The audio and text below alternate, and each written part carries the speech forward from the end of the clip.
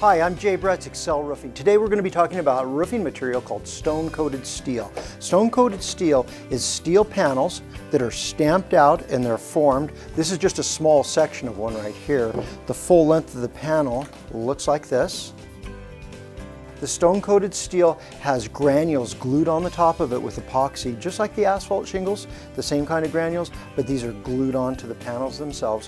What we do is we take the old roof off, we put a batten system on. This is one of the battens, and we support the stone-coated steel with the battens, just like that, and then we put them all together.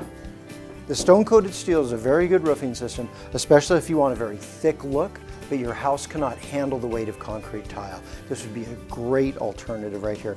It's a class 4, it's class 4 rated, so your insurance company should give you a discount for having this type of roof. You want to be careful with this type of roof walking on it.